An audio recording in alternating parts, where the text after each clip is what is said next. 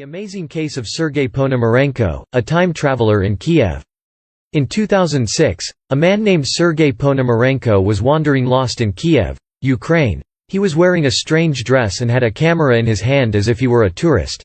He claimed that he came from the past, that he had left his house to take some photos when he observed a UFO, and while photographing it he suddenly found himself in the future. An extraordinary case of documents and photographs, in addition to the analysis of the psychologist Parlo Kutrikov, and the expert in photographic development Vadim Posner. Research indicates that somehow he had traveled from the past jumping into the future half-century, possibly by the presence of a UFO. In Russia, the telecanal 1+1 presented the video of the case of Sergei Ponomarenko, in the documentary Time Traveler, where it is reported that on April 23, 2006, a 25-year-old disoriented man was walking aimlessly with a camera in his hand in the streets of Kiev. Two policemen asked him to identify himself. The man showed them legitimate official documents of the time of the Soviet Union, of more than 50 years of antiquity. His name was Sergei Ponomarenko. The cops treated him like he was insane. He was arrested and taken to a psychiatric clinic in Kiev. There, Dr. Pablo Kutrikov investigated Sergei. The consultation of April 26, 2006, was recorded. Page. Kutrikov. How about you tell me something about yourself? Ponomarenko. My name is Sergei Ponomarenko. I was born in the city of Kiev on June 16, 1932. Page. Kutrikov. Yes? But I would assure you that you are not older than 30 years. Ponomarenko. I am 25 years old. The doctor asked Sergei how it was that he appeared in the year 2006, and then Sergei told about how he was trying to take a picture of a UFO and somehow teleported to this place. Page. Kutrikov. But can you remember how you appeared in our time? Ponomarenko. It was daytime and I wanted to go for a walk in the city. I took my camera, but when I left my house I saw a strange object that had a bell shape, and it was very strange, and it was flying in a strange way. It is difficult to explain what I was seeing. It might be better to look at the photos from my camera and then maybe we can the answer. Drive. Kutrikov decided to reveal the photos. But there was a difficulty. The techniques of development for old cameras like that of Sergei were different from those used in the 21st century. So they had to look for an expert in photography, Vadim Posner, who was surprised when he reviewed that roll that was not being manufactured since the 70s. It was never possible to explain how that roll could be preserved in such good condition for more than half a century, but Posner managed to reveal all the photographic roll that showed images of the city of Kiev of the decade of the 1950s. The camera also had a photo of a woman about 25 years old and another image where Sergei Ponomarenko was, even in the same outfit.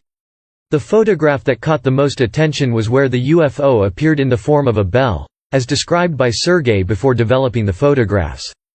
This interview was recorded at 10:39 a.m. on April 25, 2006. Page. Kutrikov. Here are the photos revealed there from your camera. I am especially interested in this photograph. Take a look, please. Ponomarenko. Now you are convinced that I am telling the truth. I so far do not understand what this object is and how something like that happened to me at the same moment when I took the picture, and I went down to look at the camera and somehow I showed up in this year. After talking to Dr. Kutrikov, Sergei went to his room. The clinic's security camera captured the moment when he entered the room, but he was never seen leaving and somehow Ponomarenko disappeared. The only way out was always watched. The windows in the room had bars. It was impossible to escape.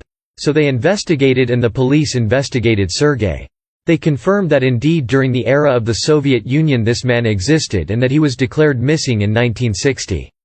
The case of Sergei Ponomarenko opens the possibility that a UFO has caused a man to travel in time. Towards the future? An extraordinary possibility that at the moment is unknown to us all. After further investigation, it turned out that in the Ukraine archives the file of Ponomarenko's interview with one of the Ukrainian and Taiwanese TV stations in the 1970s was stored. He explained that in the future almost everyone will have a cell phone. He also briefly explained about microwave technology that did not exist at that time. Hansel himself admits that he cannot consider the story, which was first broadcast by Ukrainian television 1+1, to be 100% true. This could be a hoax. The reason is, from the explanation it seems that there is still a lack of data.